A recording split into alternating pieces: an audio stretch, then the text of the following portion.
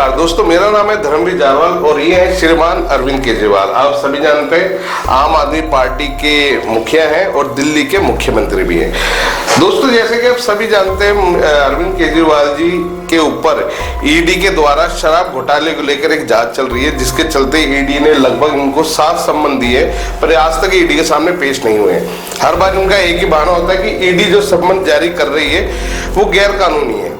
गैर कानूनी तो सम्मन को बता रहे, पर ये आज तक इन्होंने देश की जनता को या दिल्ली की जनता को नहीं बताया कि इन सम्मन में गैर कानूनी क्या है, और जिसके चलते हर बार ये ईडी को गच्चा देके निकल जाते हैं। अब दोस्तों, इन सारे जब ये सम्मन की जो कहानी चल रही थी, तो छठे सम्मन के बाद ईडी ने कोर्ट का दरवाजा खटखटाया कि भैया अरविंद केजरीवाल जी को हम बुला रहे हैं और इस तरह का एक भ्रष्टाचार हुआ है, एक घोटाला हुआ है, जिसकी जांच हम लोग कर रहे हैं और अरविंद केजरीवाल जी उस जांच में बिल्कुल भी सहयोग नहीं कर रहे हैं। खैर, तो उसके बाद कोर्ट ने बकायदा अरविंद केजरीवाल को 17 फरवरी का समय दिया था कि आप कोर्ट में आइए और बताइए कि आप ईडी के सामने पेश क्यों नहीं हो रहे। उसके बाद अरविंद केजरीवाल जी 17 फरवरी को कोर्ट में भी पेश नहीं हुए। इस बार इन्होंने बहाना बनाया कि विधानसभा का सत्र शुरू हो चुका है, वो ज़्यादा जरूरी है, तो वो अभी कोर्ट में नहीं आएंगे। उसके बाद कोर्ट ने उनको बकायदा 16 मार्च का समय दिया हुआ कि 16 मार्च को आप आइए कोर्ट पर, बताइए कि आप क्यों नहीं ईडी के संबंध में पेश हो रहे हैं। अब दोस्तों, आज सुप्रीम कोर्ट ने एक फैसला सुना दिया है जो अरविंद केजरीवाल के लिए बड़ा ही घातक और खतरनाक होने वाला है। ये फैसला क्या है हम आपको बताते हैं। दरअसल में सुप्रीम कोर्ट में केस के दौरान सुप्रीम कोर्ट ने ये फैसला दिया है कि ईडी अगर किसी व्यक्ति को सम्मन जारी करती है तो उस सम्मन का सम्मान करना और उसका जवाब देना उस व्यक्ति के लिए बाध्य है। ये जरूरी है, कंपलसरी है कि उसको सम्मन के ऊपर पेश होना भी पड़ेगा और उसका जवाब भी देना पड़ेगा।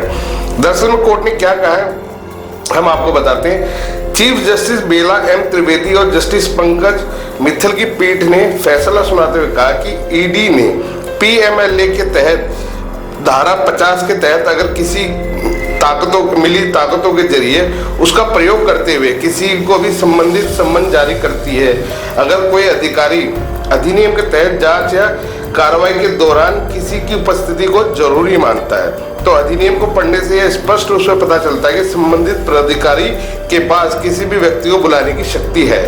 जिला कलेक्टर और जिन व्यक्तियों को सम्मन जारी किया गया है वे उस सम्मन का सम्मान करके उसका जवाब देने के लिए बाध्य हैं। तो सुप्रीम कोर्ट ने भी अपने इस फैसले में बिल्कुल क्लियर कट कह दिया कि ईडी के पास ये ताकत है कि वो किसी को सम्मन, किसी जांच के दौरान किसी के ऊपर सम्मन जारी करता है तो वह व्यक्ति इस चीज़ के लिए बाध्य है कि वो सम्मन का सम्मान करे और ईडी के सामने पेश हो और अपना जवाब दे।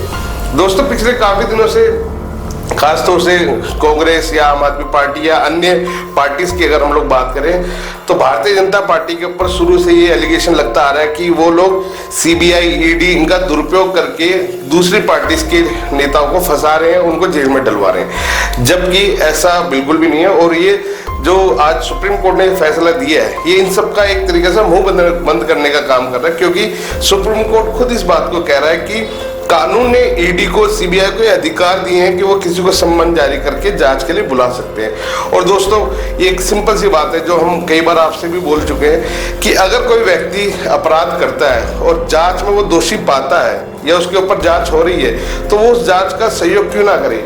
ये इतने बड़े बड़े नेता हैं जो करोड़ों रुपए का घोटाला करके खा जाते हैं। ये पैसा किसका दोस्तों? ये आपका, हमारा, हम सबका ही तो पैसा है। ये लोग घोटाला करके करोड़ों रुपए खा जाते हैं, इनकी 7 पुश्तें बैठी बैठी खाती रहती है।